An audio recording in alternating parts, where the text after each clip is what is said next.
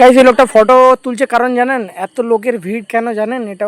এটা হচ্ছে আমাদের বাঠিঙ্গা পুল, যেটা উড়িষ্যাতে অবস্থিত, যেটা থানা ছকের কাছে আছে।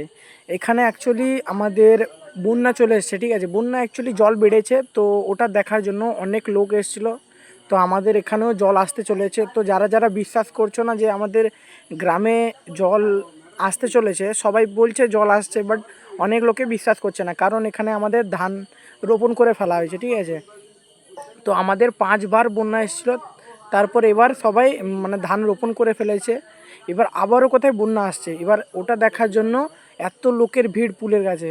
তো আমিও গেছিলাম, আমি অ্যাকচুয়ালি দীঘা গেছিলাম। তো সেখান থেকে যাওয়ার টাইমে আমি ভিডিওটা করেছিলাম যাতে তোমাদেরকে দেখিয়ে দিই, কারণ তোমরা জানো কি জানো না আমি জানি না।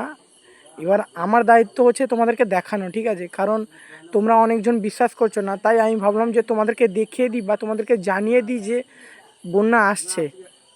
কারণ তোমরা বাঠিঙ্গা পুলের অবস্থা দেখছো, কত লোক দাঁড়িয়ে দেখছে যে জল এসছে।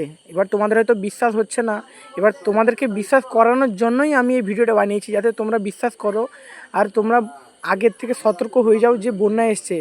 আমি শুনছি নাকি এবার অনেক বেশি জল এসছে, 7 ফুটের মতন বেশি বেড়ে এসে জল।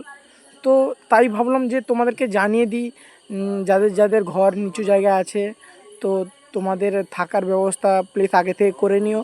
এবার আবার হতে পারে যে জল এসছে, যেহেতু জল কমেও যেতে পারে, তারও কোনো ঠিকানা নেই। কারণ দেখতেই পাচ্ছ জলের অবস্থা অনেক বেড়েছে, তাই তোমাদেরকে জানিয়ে দিলাম আর তোমাদেরকে সতর্ক করে দিলাম। তো তোমরা ভালো থেকো। আর দেখো গাইস, লাস্টের ঘরটা দেখো ডুবে যাচ্ছে আস্তে আস্তে।